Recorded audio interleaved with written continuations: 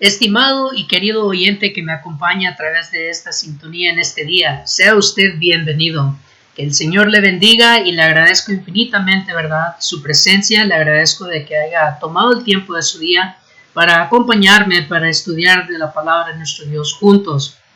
Le invito, ¿verdad?, a que agarre a su Biblia, que agarre un lapicero, un bolígrafo y un cuaderno para estar tomando notas, para poder usted verificar qué es lo que vamos a estudiar, que sea de acuerdo a la palabra bendita de Dios, tomando el ejemplo, ¿verdad?, los hermanos de Berea y en Hechos capítulo 17, versículo 11, que confirmaron con las escrituras si lo que se les enseñaba realmente era así. Obviamente estoy parafraseando el pasaje, pero le animo, ¿verdad?, que tenga el mismo espíritu noble que tuvieron ellos ahí en Berea. Como siempre, ¿verdad?, vamos a estar estudiando una porción de la palabra de nuestro Dios en este día. Y gracias por estar con nosotros. Le invito antes de comenzar a acompañarme en unas palabras de oración. Oremos. Bendito y majestuoso Dios, loor y honra sean suyas por toda la eternidad.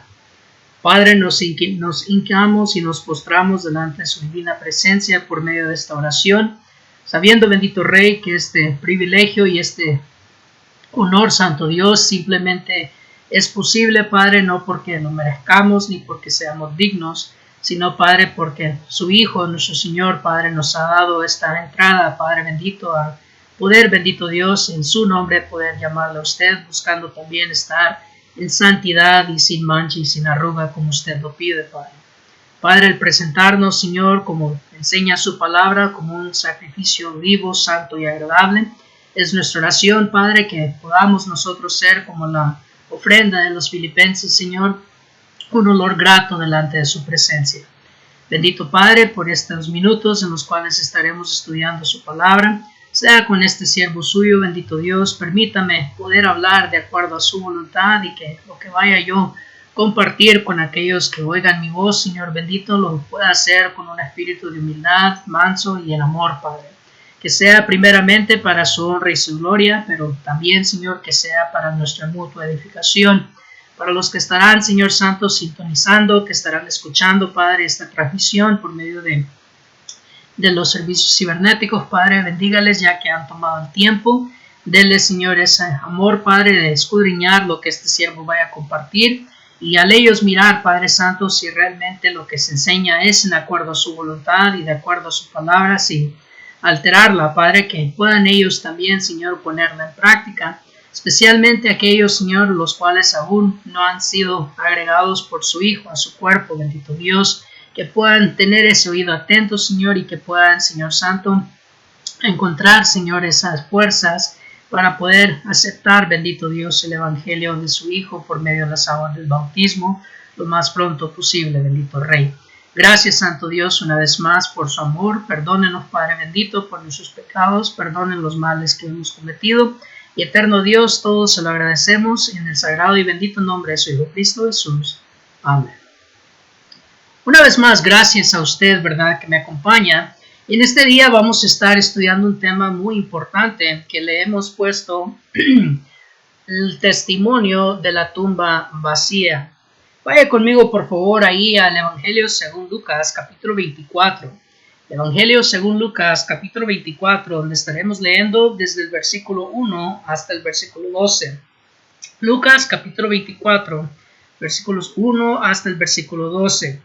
Dice la palabra de Dios: el primer día de la semana, muy de mañana, vinieron al sepulcro, trayendo las especies aromáticas que habían preparado, y algunas otras mujeres con ellas.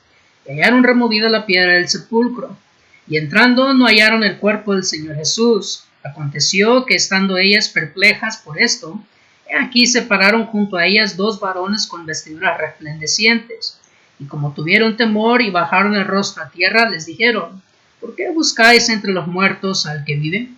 No está aquí, sino que ha resucitado. Acordaos de lo que os habló cuando aún estaba en Galilea, diciendo: es necesario que el Hijo del Hombre sea entregado en manos de hombres pecadores y que sea crucificado y resucite al tercer día. Entonces ellas se acordaron de sus palabras, y volviendo del sepulcro dieron nuevas de todas estas cosas a los 11 y a todos los demás. Eran María Magdalena, y Juana, y María, madre de Jacobo, y las demás con ellas, quienes dijeron estas cosas a los apóstoles. Mas a ellos les parecían locura las palabras de ella, y no les creían. Pero levantándose Pedro, corrió al sepulcro, y cuando miró dentro, vio los lienzos solos, y se fue a casa maravillándose de lo que había sucedido. Que Dios bendiga su palabra. Hemos hablado mucho acerca de los últimos días de nuestro Señor Jesucristo sobre la tierra. Hemos hablado acerca de la corona de espinas. Hemos hablado, ¿verdad?, acerca de muchos detalles que tomaron el lugar en cuanto a su crucifixión. Pero debemos de recordar, ¿verdad?, de que muchos detalles que se hablan de la resurrección de Cristo, muchas veces nos enfocamos más en el testimonio de los apóstoles. Por ejemplo, nos acordamos, ¿verdad?, de que Pedro en el día de Pentecostés fue el primero en predicar el evangelio a aquel grupo donde 3,000 vinieron a aceptarlo, según nos dice Hechos capítulo 2. Pero quisiera, ¿verdad?, traer a nuestra atención una lección, algo diferente, porque muchas veces se nos olvida, amigo y hermano que me escucha, de que la creación de Dios da testimonio acerca de sus atributos divinos, acerca de sus atributos invisibles, dice Romanos capítulo 1, comenzando desde el versículo 18 en adelante. Es más, el rey David, hablando en su salmo, habla de cómo es que cuando él miraba hacia el cielo y miraba el firmamento de las estrellas, él, ¿verdad?, venía a mirar la majestuosidad del poder de Dios.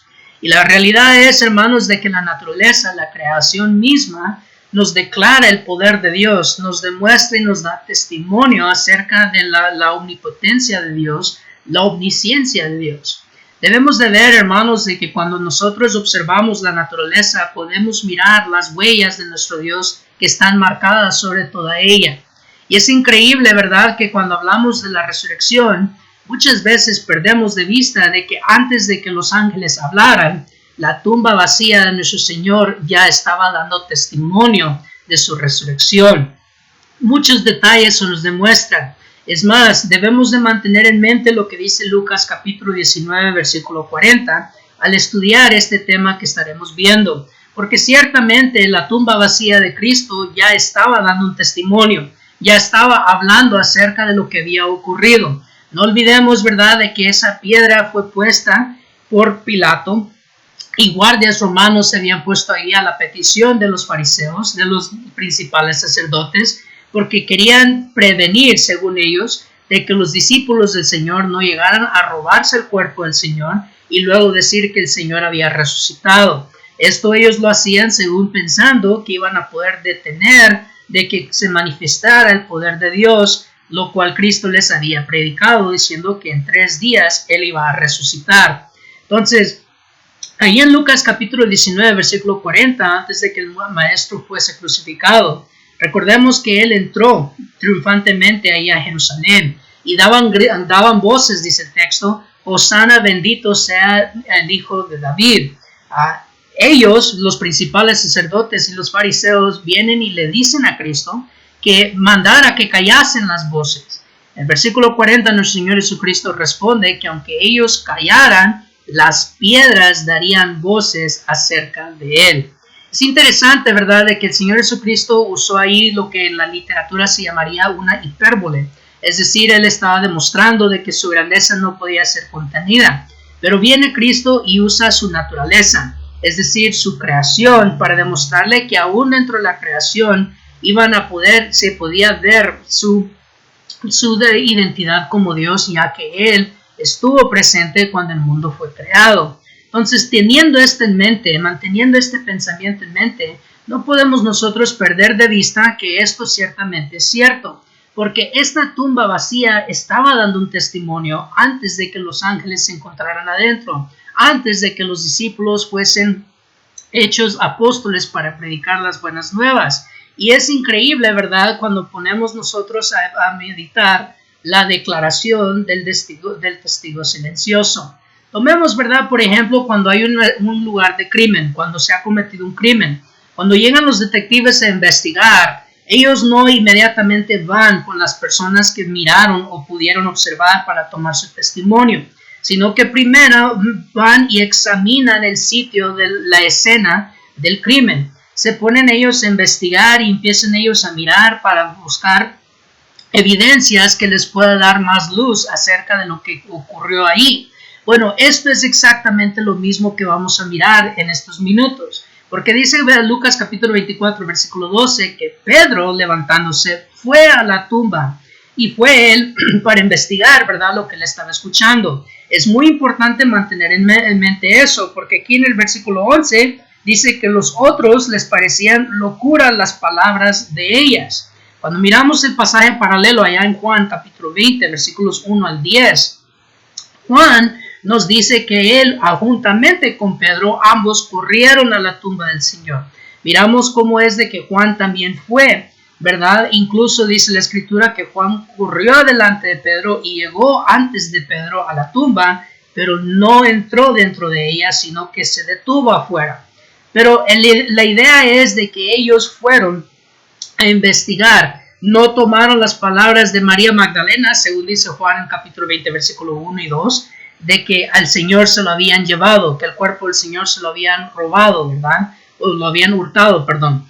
Miramos de que ellos fueron a investigar, ellos se fueron a convencer por sí mismos. Entonces, viendo que fueron a la tumba, se pudiera decir de una forma simbólica o de una forma metafórica, que fueron a ver qué tenía que decir la tumba, qué era lo que la tumba les iba a enseñar acerca de lo que realmente había ocurrido. Y es interesante observar que lo primero que debemos de mirar en el versículo 2 es que la piedra removida se menciona por primero ahí en capítulo 24, versículo 2 de Lucas.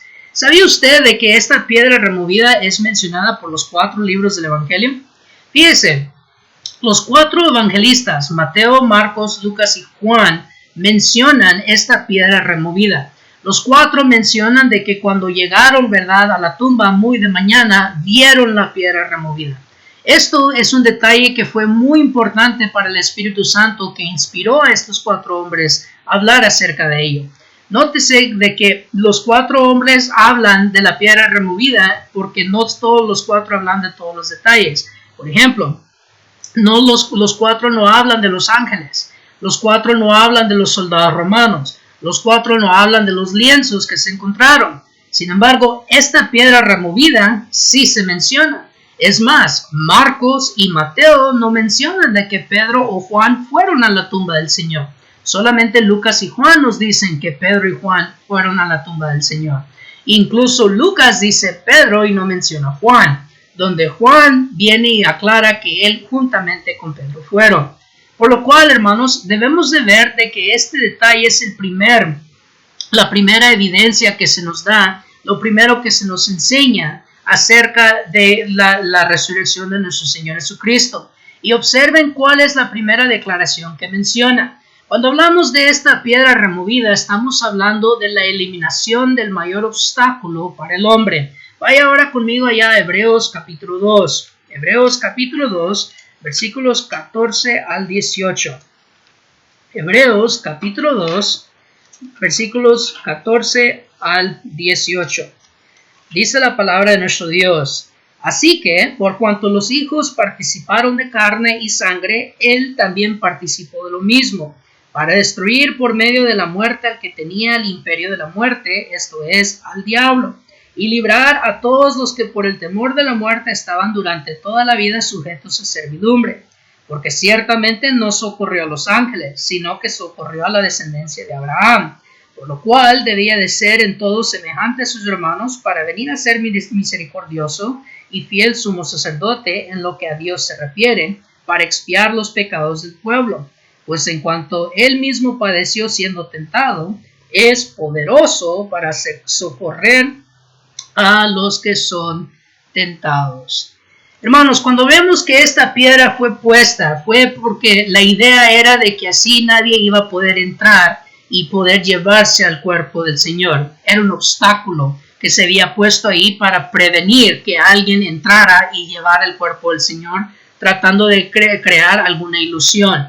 Sin embargo, hermanos, para nosotros en los términos espirituales, esta tumba vacía, lo primero que nos declara es de que Dios había removido el mayor obstáculo de la humanidad. Ahora usted preguntará, ¿cuál es ese obstáculo? La respuesta es sencilla, el pecado. Observe cómo dice la palabra de Dios aquí en Hebreos 2, que Cristo vino a quitarle el poder de la muerte al diablo. Note, no vino a quitar la muerte, porque ciertamente el ser humano aún muere todavía, sino que Cristo vino a quitarle el poder de la muerte, es decir, lo que hacía o lo que hace la muerte tan espantosa. Sabemos que la muerte es, ¿verdad?, la paga del pecado. Romanos capítulo 6, versículo 23. Entonces Cristo, dice 1 Juan capítulo 2, versículos 1 al 3, vino a ser la propiciación, es decir, vino a ser nuestra sustitución, nuestro chivo expiatorio, o mejor dicho, nuestro cordero expiatorio por nuestros pecados. El mayor obstáculo del hombre es el pecado. Lo que vino a quitarnos a nosotros, ¿verdad?, de la santidad es el pecado. Incluso en Isaías capítulo 59, versículos 1 y 2, Dios habla de cómo Él esconde su rostro del hombre pecaminoso, cómo Él no escucha las oraciones del hombre que ora siendo pecado. También dicen los salmos, ¿verdad?, de que para Dios son abominables las oraciones del hombre pecaminoso, del hombre inicuo.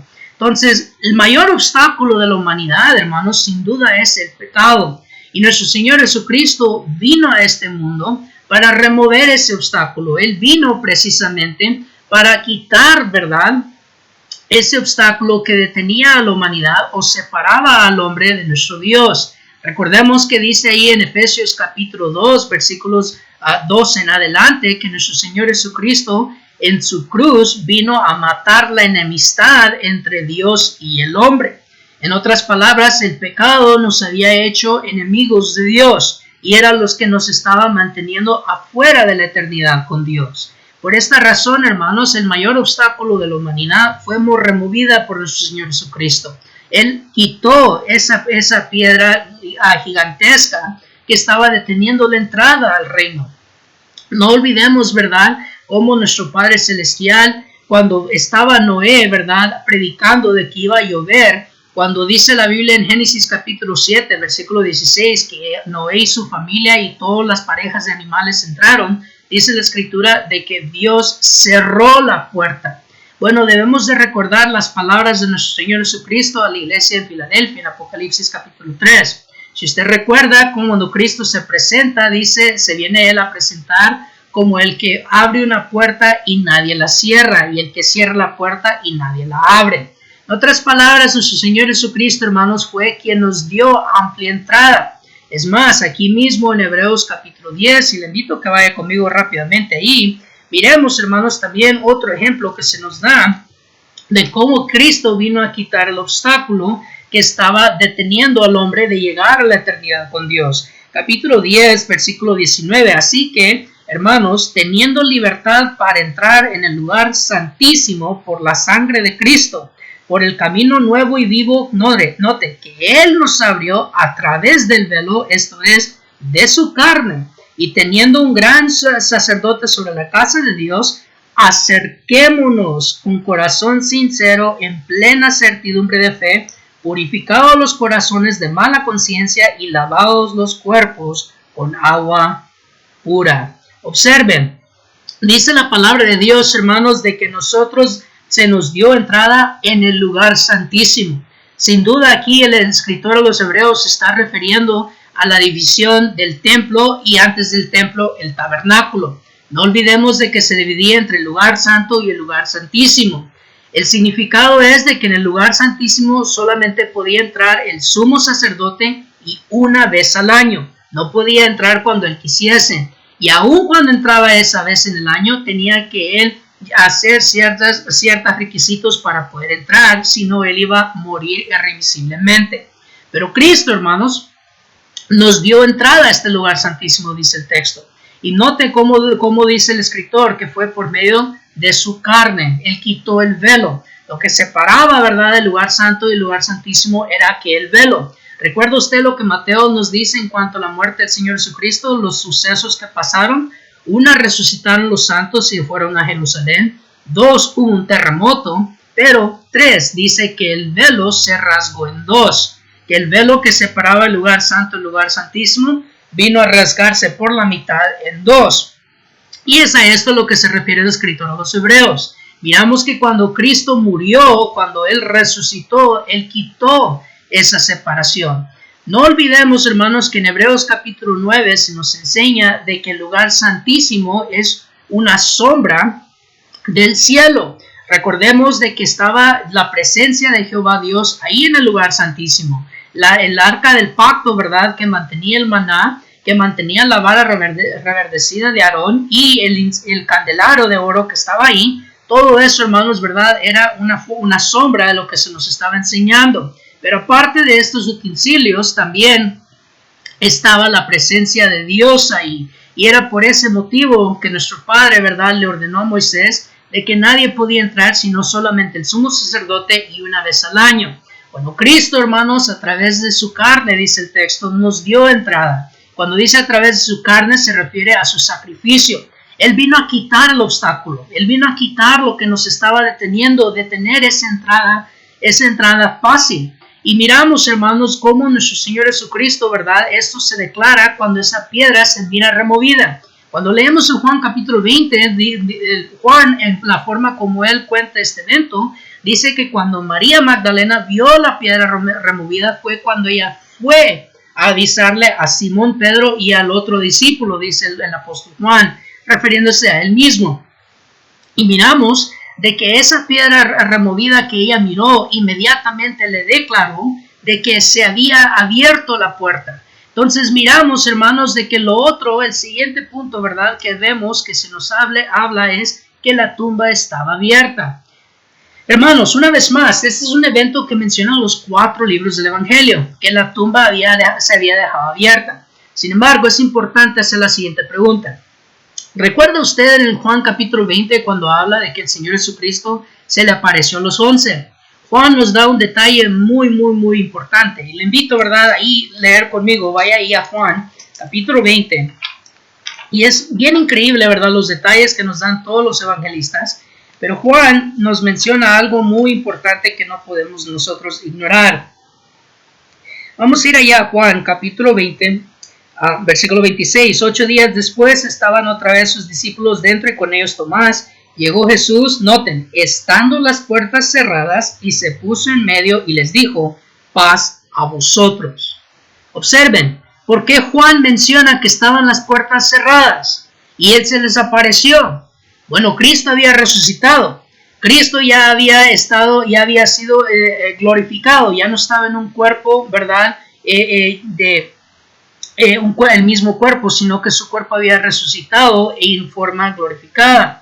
El hecho de que dice Juan que las puertas estaban cerradas nos hace hacer la siguiente pregunta. ¿Por qué fue necesaria abrir la tumba del Señor si el Señor podía salir de ella sin que se abriera, sin que se removiera la piedra? ¿Se fija cómo si la piedra viene a representar que Cristo estaba anunciando de que había quitado el obstáculo del hombre? Pero también la entrada que había no era para que él saliera. Cuando debemos de entender, hermanos, es que las puertas o los portones sirven un doble propósito. Una, verdad, es para mantener a las personas de afuera que no entren a cierto lugar. Pero también las puertas y los portones vienen a servir para los que estén adentro que no puedan salir. En el caso de nuestro Señor Jesucristo, ¿verdad?, supuestamente esta puerta, esta piedra que se había puesto enfrente, era con el fin de que los discípulos no entraran a la tumba, y probablemente los fariseos pensaron que si él resucitaba, pues no iba a poder salir, ¿verdad? Pero Cristo, al removerla, deja la tumba abierta. Pero lo que quiero que veamos es que no había necesidad de remover la piedra y dejar la tumba abierta si Cristo podía aparecer estando las puertas cerradas. Aquí estamos leyendo en Juan capítulo 20, versículo 26, de que él se le apareció a sus discípulos estando las puertas cerradas. No abrió una puerta, sino que él apareció sin tener que abrir una sola puerta o por medio de una ventana. Nuestro Señor Jesucristo, siendo omnipresente, siendo poderoso, no tenía necesidad de que se abriera la puerta o que se quitara la piedra para salir por la tumba, cuando él simplemente podía aparecer. Por lo cual, entonces, ¿verdad?, esta tumba que se dejó abierta no fue tanto por el hombre, sino que fue más que nada por nosotros porque como podemos ver, era una invitación a venir y ver. Vaya conmigo ahora a Juan capítulo 1. Juan capítulo 1, versículos 43 al 51. Juan capítulo 1, versículos 43 al 51. El siguiente día quiso Jesús ir a Galilea y halló a Felipe y le dijo, sígueme. Y Felipe era de Betsaida, la ciudad de Andrés y Pedro. Felipe halló a Natanael y le dijo, hemos hallado a aquel de quien escribió Moisés en la ley, así como los profetas, a Jesús, el hijo de José de Nazaret. Natanael le dijo, ¿de Nazaret puede salir algo de bueno? Le dijo Felipe, ven y ve. Cuando Jesús vio a Natanael que se le acercaba, dijo de él, he aquí un verdadero israelita en quien no hay engaño. Le dijo Natanael, ¿de dónde me conoces? Respondió Jesús y le dijo, antes que Felipe te llamara, cuando estabas debajo de la higuera, te vi. Respondió Natanael y le dijo, Rabí, tú eres el Hijo de Dios, tú eres el Rey de Israel. Respondió Jesús y le dijo, porque te dije, te vi debajo de la higuera, ¿crees? Cosas mayores que estas verás. Y le dijo, de cierto os digo, de aquí adelante veréis el cielo abierto y a los ángeles de Dios que suben y descienden sobre el Hijo del Hombre. ¿Notó? Veréis el cielo abierto. Y no solamente iban a ver el cielo abierto, iban a ver a los ángeles descender y ascender. ¿Sobre quién? Sobre el Hijo del Hombre. Note, la tumba encerrada, ¿verdad? La tumba abierta, fue abierta no para que Cristo saliera de ella. Fue abierta para que los discípulos y cualquiera que pasara por ahí entrara a ver lo que había ocurrido. Dios invitó a que entraran a mirar las grandes maravillas, las grandes cosas que había hecho, lo que había ocurrido. En el capítulo 20 y en el capítulo 24, 20 de Juan, 24 de Lucas, miramos que se les da el informe, miramos que a los discípulos se les dice. Lucas nos dice de que los discípulos no lo creyeron, lo tomaron, ¿verdad?, como palabrería. Pero Pedro no aceptó solamente las palabras, sino que él, y Juan capítulo 20 nos dice juntamente con Juan, fueron a investigar. Ellos fueron a ver. En el capítulo 20 miramos cómo María Magdalena les estaba dando a ellos un informe incorrecto, porque ella estaba asumiendo de que el cuerpo del Señor había sido hurtado, de que alguien se había llevado el cuerpo del Señor. Note que ella dijo, se han llevado al Señor y no sabemos dónde lo han puesto. Ella estaba haciendo una acusación sin tener suficientes pruebas. Ella no sabía lo que había ocurrido e incluso ella, por lo como nos está explicando Juan, no había entrado todavía a la tumba del Señor para mirar con sus ojos lo que había tomado lugar, lo cual nos dice de que ella entonces no vio a los ángeles ni escuchó lo que los ángeles le dijeron a las otras mujeres que estaban adentro de la tumba, que fueron a avisarle a los discípulos. Pero este informe que ella le dio a Pedro y a Juan era un informe incorrecto. Pero Pedro y Juan no se quedaron con esas palabras, no tomaron esas palabras como veraz, sino que ellos fueron a investigar, que era precisamente por qué Dios había abierto la tumba. Él quitó la piedra para que el hombre tuviese amplia entrada para entrar, para poder mirar con sus propios ojos y poder convencerse a sí mismo.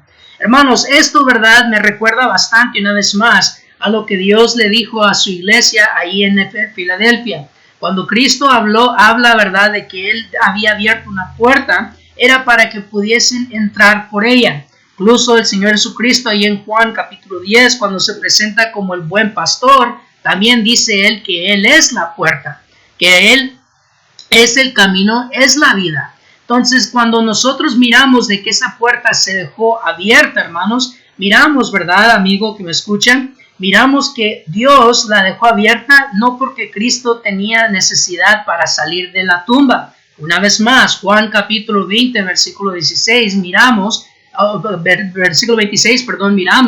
que Él podía entrar en un lugar sin que se abrieran las puertas. Entonces, Cristo, teniendo ese poder divino de omnipresencia, sin duda alguna, la puerta fue abierta por nuestro beneficio.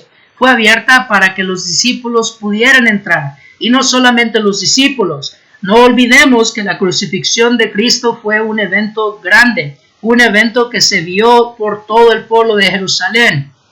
Fue un evento que todo el mundo hablaba de ello. Incluso cuando Juan nos dice en el capítulo 20, ¿verdad? Lucas nos dice en el capítulo 24 de aquellos dos hombres que iban rumbo a Emaús. Ellos hacen la pregunta cuando Jesús les prueba, ¿verdad? Le hacen las preguntas, ¿eres tú el único que no ha estado en Jerusalén? En otras palabras, era un evento grande, un evento que tuvo bastante noticia, tuvo bastante fama. Todos entonces iban a reconocer de quién era esa tumba. Todos iban a saber quién había sido enterrado dentro de esa tumba. Entonces, cualquiera que mirara la piedra removida, cualquiera que mirara que la tumba estaba abierta, iban a tener esa curiosidad o iban a inmediatamente tener el pensamiento que había ocurrido. Especialmente porque estaba abierta desde muy temprano, dice la Escritura. Fue abierta, acuérdense que María Magdalena dice que salió muy temprano de mañana. Una vez más, Juan capítulo 20, versículo 1. La puerta, hermanos, estaba abierta, dando la invitación, haciendo la invitación a cualquiera que pasara por ahí, que entrara a ver con sus propios ojos, que entrara a poder observar con sus propios ojos, para que pudieran convencerse de que Cristo había sido resucitado. Es increíble, es interesante que cuando nosotros analizamos esto, siempre, ¿verdad?, no perdemos de noción de que Dios una vez más estaba usando su creación para dar testimonio de sus grandes obras, porque esta tumba vacía estaba una vez más anunciando el Evangelio, y fue por medio de esta tumba vacía, como dice Juan, en Juan capítulo 20, versículos 8 al 10, que cuando él entró a la tumba y él vio, que él creyó. Ahora, el verso 9 Juan aclara, ¿verdad?, de que aún no habían entendido la Escritura. ¿Qué significa eso? Juan creyó que algo había ocurrido que era maravilloso. Incluso Lucas nos dice en el verso 12 del capítulo 24 de que Pedro se había maravillado. ¿Qué significa esto? Que ellos pudieron ver que no fue como María dijo, que no fue de que el cuerpo del Señor había sido llevado o había sido tomado, sino que algo extraordinario había tomado lugar. No obstante, ¿verdad?, también ellos tenían muy claro en mente la resurrección de Lázaro, en el capítulo 11 de Juan, que ellos miraron ciertos paralelos ahí, pero ahorita llegamos a ese punto. Lo que quiero que veamos es cómo es posible, ¿verdad?, de que ellos pudieron ver y pudieron entender de que Dios, ¿verdad?, les estaba invitando a que miraran, que ellos se convencieran por sus propios ojos. Pero finalmente miramos también que se habla de los lienzos solos. Solo Lucas y Juan nos hablan de esto. Ahora, hay, hermanos, una leyenda, voy a llamarle, ¿verdad?, o una historia, que supuestamente dicen que hay una tradición judía que cuando el amo, ¿verdad?, estaba comiendo o estaba haciendo en la mesa, si él tomaba su servilleta, la doblaba y la ponía en la mesa, era un significado de que aún no había terminado de comer, que iba a regresar. Supuestamente esta es una leyenda o es una tradición judía. Sin embargo, hermanos, después de mucho escudriñar y después de ver reportes, incluso ciertos rabís de estos tiempos han desmentido esta teoría. Se ha dicho, ¿verdad?, de que no hay ninguna evidencia, o mejor dicho, no hay suficiente evidencia, suficiente prueba que confirma de que ciertamente esto es el significado de esa costumbre.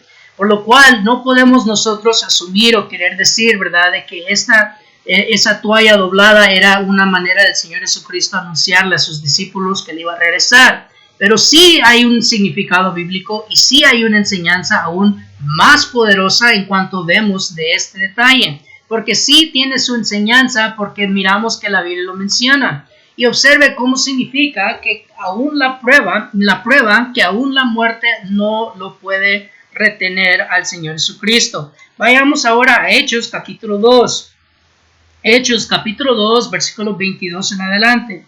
Varones israelitas, oíd estas palabras. Jesús Nazareno, varón aprobado por Dios entre vosotros con las maravillas, prodigios y señales que Dios hizo entre vosotros por medio de él, como vosotros mismos sabéis. A este, entregado por el determinado consejo y anticipado conocimiento de Dios, prendisteis y matasteis por manos de inicuos crucificándole, al cual Dios levantó, noten, sueltos los dolores de la muerte, por cuanto era imposible que fuese retenido por ella. Porque David dice de él, veía al Señor siempre delante de mí, porque está a mi diestra, no será conmovido. Por lo cual mi corazón se alegró y se gozó mi lengua, y aún mi carne descansaría en esperanza. Porque no dejaréis mi alma en el Hades, ni permitiráis que tu santo vea corrupción. Me hiciste conocer los caminos de la vida, me llenarás de gozo con tu presencia. Varones hermanos, se os puede decir libremente del patriarca David, que murió y fue sepultado, y su sepulcro está con nosotros hasta el día de hoy. Pero siendo profeta y sabiendo que con juramento Dios le había jurado de su descendencia, en cuanto a la carne, levantaría al Cristo para que se sentase en su trono. Viéndolo antes, habló de la resurrección de Cristo, que su alma no fue dejada en el Hades, ni su carne vio corrupción. A este Jesús resucitó Dios, de lo cual todos nosotros somos testigos. Los lienzos solos, hermanos, sirve un doble propósito. Primero, cuando Pedro y Juan entran a la tumba y miran que sus lienzos habían quedado sin tocar, eso le comprobó a ellos dos de que no hubo robo, de que el cuerpo del Señor no se había llevado o había sido tomado, como decía María Magdalena. Si eso hubiese sido cierto, ¿por qué los ladrones iban a tomar el tiempo para desenvolver el cuerpo del Señor y dejar los lienzos ahí en la tumba, especialmente cuando habían 2 soldados romanos afuera haciendo guardia? Por lo cual, ese es el primer propósito.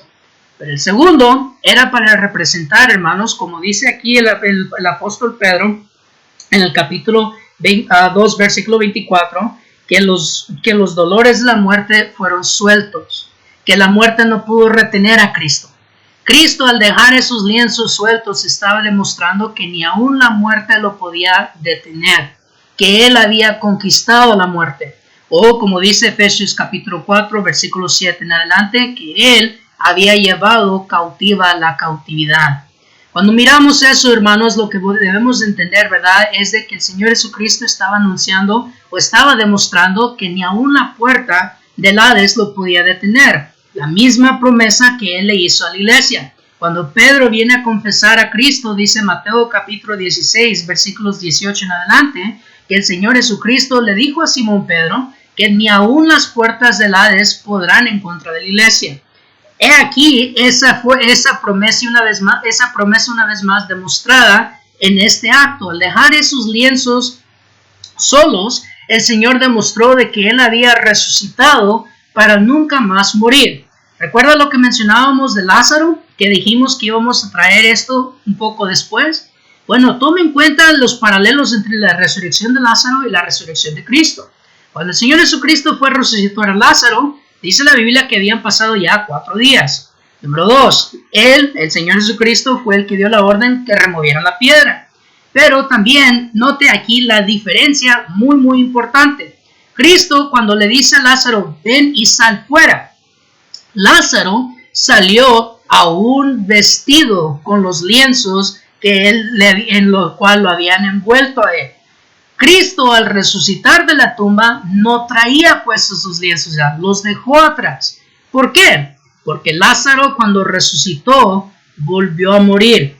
Nuestro Señor Jesucristo resucitó para nunca más ver la muerte otra vez. He ahí la gran enseñanza de los lienzos solos. Cristo Jesús nos estaba demostrando de que Él había vencido la muerte. Por eso fue que Él quitó la piedra, por eso fue que Él abrió la puerta y la dejó abierta, la cual nadie más puede cerrar, porque solamente Cristo Jesús se le puede llamar el primogénito de los muertos, como dice en Apocalipsis capítulo 1 el apóstol Juan. Vemos que se le llama el primogénito de los muertos porque fue el único, y ha sido el único, quien resucitó para nunca más morir otra vez. Promesa que se ha hecho a todos los que sean fieles y mueran en Cristo Jesús. Pero nótese una cosa más también. Cuando Lázaro salió envuelto, siguió siendo el mismo Lázaro. salió en el mismo cuerpo que había muerto y una vez más volvió a morir. Nuestro Dios dejó, ¿verdad? O mejor dicho, nuestro Señor Jesucristo dejó los lienzos atrás para demostrar, ¿verdad?, de que el viejo hombre había quedado allí enterrado en esa tumba. Que el Cristo que resucitó y el Cristo que salió de esa tumba era un Cristo glorificado, un Cristo que había triunfado y un Cristo quien Dios había levantado de la muerte. Debemos de notar los siguientes puntos. Las tumbas de antes, especialmente la tumba de nuestro Señor, estaban hacia adentro de la tierra, es decir, tenían que ir y descender hacia abajo. Cuando nosotros hablamos de la palabra bautizo, que en el griego es baptizo, esa palabra literalmente significa enterramiento, significa ser enterrado, tumba. Entonces, cuando Pedro y Juan entraron hacia adentro de la tumba, ellos entraron queriendo saber, ignorando qué realmente pasaba. Pero cuando salieron de la tumba, no eran los mismos hombres, salieron diferentes. Cristo fue el cuerpo muerto metido en esa tumba, pero él salió un hombre glorificado, salió resucitado. Dice Romanos capítulo 6, ¿verdad? Que todo aquel que es bautizado en Cristo sale y recibe vida nueva. Efesios capítulo 2, versículo 1 y 2 nos enseña que antes de ser bautizados nosotros estábamos muertos en nuestros delitos y nuestros pecados. Por lo cual, cuando miramos nosotros esos lienzos solos, no solamente se nos está demostrando que Cristo ni aún la muerte lo pudo retener, sino que también nos está demostrando cómo todo aquel que entra a Cristo deja al hombre viejo ahí en la tumba y sale a vida nueva. Por lo cual es increíble ver, hermanos, amigo que me escucha, las declaraciones que hace este testigo silencioso. Pero como hemos dicho, escudriñe lo que estamos hablando. Escudriñe estos puntos y le aseguro que no son los únicos que usted va a encontrar. Hay muchas otras cosas más que se pueden sacar de las Sagradas Escrituras y muchas enseñanzas más, porque ciertamente la Biblia es una profunda fuente de la sabiduría de lo alto. Pero, amigo, quiero que usted ponga atención. Cristo ya removió el obstáculo más grande del hombre, el obstáculo mayor del hombre, que es el pecado. Ha dejado la puerta abierta para poder entrar a su reino. Y nos está anunciando que al cruzar esa puerta, ahí en esa tumba vamos a dejar al viejo hombre. Vamos a dejar esos lienzos solos porque saldremos a vida nueva. ¿No quiere usted tener esa promesa? ¿No quiere usted ser agregado por nuestro Señor Jesucristo a su cuerpo? Como siempre, ¿verdad? Le animamos a que usted escudriñe, le animamos a que usted examine más de cerca lo que estamos mirando. Y aquí le pongo la información donde usted me puede contactar si usted gustaría platicar más acerca de este tema. Ahí está mi correo electrónico. Pero si usted, ¿verdad?, está convencido, si usted al ver la Biblia y al ver las evidencias que la Biblia provee, le han convencido a usted la necesidad del bautismo, yo le animo en el Señor de que no se espere, que no se detenga, porque la piedra ha sido removida, la puerta está abierta aún y hay oportunidad para que usted también deje atrás su ropa de la tumba, que usted también deje atrás ese viejo hombre. Nótese que el apóstol Pablo en el último versículo del capítulo 7 de Romano hace la pregunta: ¿quién me librará de este cuerpo de muerte? Pero él responde en el versículo 1 del capítulo 8: ahora pues, ninguna condenación hay para los que están en Cristo Jesús. ¿Se fijó? Antes de entrar a esa tumba, nosotros estamos muertos en nuestros delitos y nuestros pecados. Pero cuando entramos, cuando descendemos y entramos y nos convencemos, aceptamos que ciertamente el Evangelio se ha cumplido, que ciertamente el Evangelio ha tomado lugar, entonces dejaremos atrás esos lienzos vacíos, dejaremos atrás ese cuerpo de muerte y saldremos a vida nueva en Cristo Jesús. Así que yo le animo, amigo, le animo, hermano, ¿verdad?, que escudriñe este tema. Le agradezco por su tiempo, le agradezco, ¿verdad?, que ha tomado el tiempo para sintonizar. Que el Señor me lo bendiga y pronto nos volveremos a ver.